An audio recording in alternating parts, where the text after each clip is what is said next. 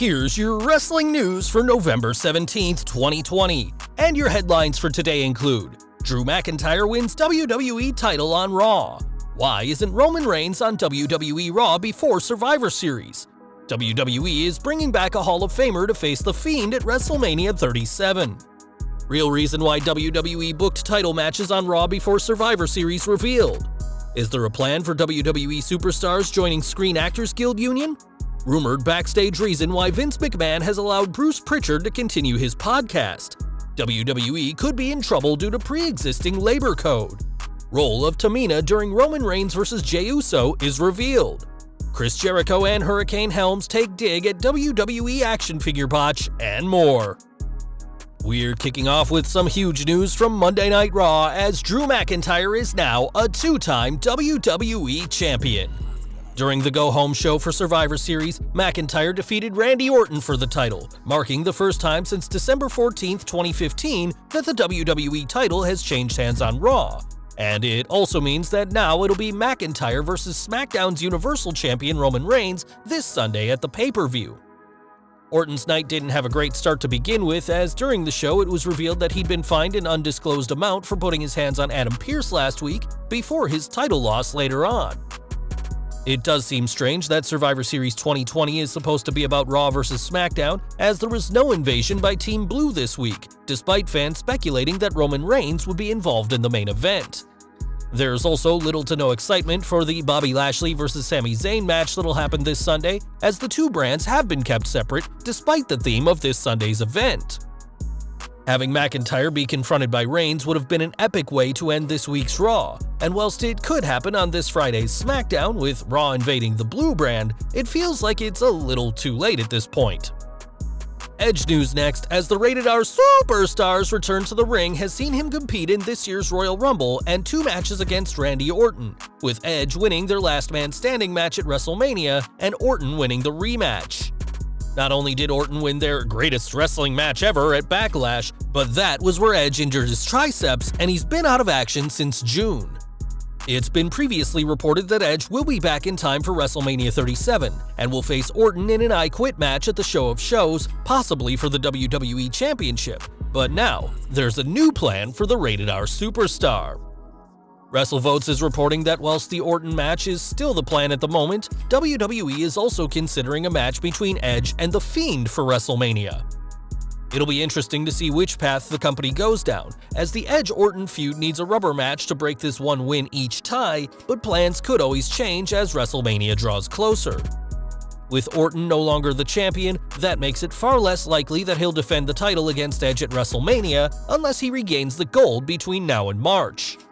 It seems plans won't be set in stone until Edge is back, which could be around the Royal Rumble pay-per-view, but who would you want to see the Hall of Famer face? Orton, Wyatt, or someone else? Leave your views in the comments below. Back to Raw, as last night's show saw both the WWE and Raw Tag Team titles defended, an interesting decision given that matches had already been booked for Survivor Series. According to our sources, WWE booked the two title matches to help boost the ratings, which have suffered in recent weeks thanks to the US presidential debates. Now that the debates are over, WWE will be looking to recover its viewership, and having big matches like this, including the WWE title change during the show, is certainly one strategy to get fans back to watching Raw. We are looking at WWE's third-party deals rule next, as one person who's been highly critical of WWE practices regarding superstars is Andrew Yang, and he's had plenty to say about what the roster should do next. With WWE programming seen by millions of people each week, Yang has said that the idea of superstars joining the Screen Actors Guild would make sense, as it would help protect them against unfair and unjust clauses in their contracts.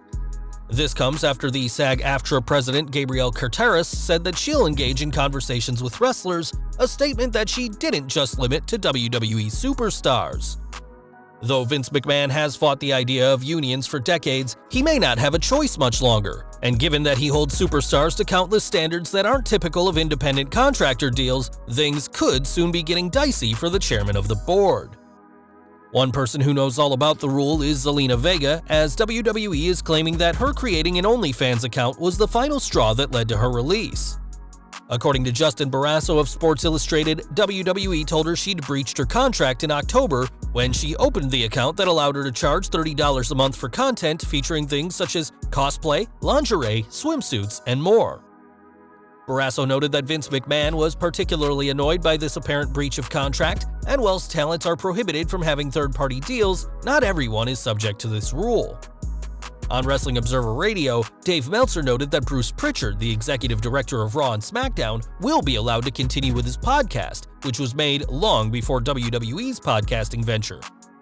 Prichard's Something to Wrestle with Bruce Prichard is a popular podcast where he talks about past shows, and Meltzer explained why it's continuing, saying, "The one thing everyone's talking, they've been bringing it up a lot, is that Bruce Prichard does have an independent thing going, and he's not even an independent contractor. He's an employee, and he's allowed to have his independent thing going. That's because when he signed his deal, he said, 'I gotta keep my thing,' and Vince said, 'Okay, as long as you don't talk about current WWE on the thing, you can do it.' So that was the deal." Prichard has had multiple stints in WWE, both on and off screen, and returned to the company last year as a member of creative, before replacing both Eric Bischoff as SmackDown's director and later Paul Heyman on Raw. But what do you think? Do you think it's fair for Prichard to be allowed to keep his podcast? Let us know below. NXT news as Karrion Kross's reign as NXT champion was short-lived, but it seems he'll soon be back on TV. On social media, Kross shared a video of himself training for his return, brutalizing a punching bag with a simple caption that reads, "Trauma." Kross also included a bomb and hourglass emoji, and given his past comments that he'll return when fans least expect him, it'll be interesting to see when Doomsday returns to the NXT ring. Back to WWE's third-party rule, as WWE has fought the idea of declaring their talent as employees for decades, but given recent events, the company may soon not have a choice. Given the public shaming of WWE's practice from the likes of Andrew Yang and Screen Actors Guild President Gabriel Carteris, changes could be made, and according to Dave Meltzer, Zelina Vega's release may be the catalyst for such change. On Wrestling Observer Radio, Meltzer explained that no new law would need to be created to force WWE to treat the roster as employees, saying, "WWE's completely violating the standards of what the difference is. I mean, it's completely violating it. It's not even a debatable point. I guess some people can debate it, but I don't see how you debate it. Some people are like, oh, they're not going to introduce a new law, it has to go through two houses. And it's like, no, you just have to enforce the code that's already there." Though WWE have defended their third-party rule, arguing that Twitch is a competitor to them so they can't have superstars on the platform, the fact is that WWE and Twitch aren't in direct competition, especially as superstars wouldn't be able to stream from Backstage whilst the show is going on. The story of superstars unionizing has been around for decades, but now a new chapter is being written, and we'll have to see what kind of steps the company takes from now on. Now, Tamina Snuka hasn't done much in a WWE ring as of late, and though she didn't appear at Hell in a Cell, she did have an influence on the show. As part of WWE's recent Day Of documentary about the show, Tamina revealed that she stayed up until 2 a.m. with a group of others to make the lei that Roman Reigns wore after defeating Jey Uso. The former 24/7 champion is part of the family through marriage, as her father Jimmy Snuka married Anoa'i family member Sharon Georgie back in 1964. And though she's not been a part of the on-screen drama with the tribal chief and his cousin, it's cool to see Tamina play a role in this impressive angle, even if she's not shown in the Thunderdome. One person fans won't see in the Thunderdome is Maria Kanellis, who was released from WWE alongside her husband Mike earlier this year, but given what she said this week, we doubt she's wanting to return anyway. On Twitter, Maria made a huge accusation at WWE, saying that whenever she or her husband speak out against WWE's practices, the company uses bots to attack their credibility. This claim is in response to WWE's controversial rules about superstars being classed as independent contractors, and there's been plenty of backlash against the company's rules against third-party deals, especially since the release of Zelina Vega. Using bots isn't a new thing, though Maria will have a hard time proving this claim, and we doubt comments like these from her and Mike will mean she's returning to WWE in the near future. We've got some sad news to report now, as indie wrestler RJ Meyer, better known as Bruiser, has died of leukemia. As always, any loss to our wrestling family is a huge loss, and online, several wrestlers have been paying tribute to him. On Twitter, Leo Rush has said that he is heartbroken by this news, whilst James Ellsworth revealed it was Meyer who helped him in his first days of training in 2002. Renee Maverick was also trained by Bruiser, and so were countless others, and we here at Slatrock are sending our deepest condolences to his friends and family at this time. We're focusing on wrestling figures next, as just because they're pint-sized plastic imitations of wrestlers doesn't mean they too can't be part of botches. One fan found this out firsthand recently when he stumbled upon what was supposed to be a Hurricane figure, but instead had Chris Jericho in the box. The former world champion even had Hurricane's cape and pose, and when the figure was shared online, Hurricane joked that the figure seems legit. Jericho himself got a good laugh out of the mismatched figure, and given his knack for nicknames, don't be too surprised if Jericho starts calling himself AEW's resident superhero from now on. Back to WWE next, as Mandy Rose and Dana Brooke have been pulled from Survivor Series. During the show, Rose was taken out by Jax with Shayna Baszler's help during a match, while Brooke was attacked by Reckoning backstage. It was later mentioned that both superstars have been pulled, and now it'll be Peyton Royce and Lacey Evans who take their spot in this Sunday's Raw Women's Survivor Series team.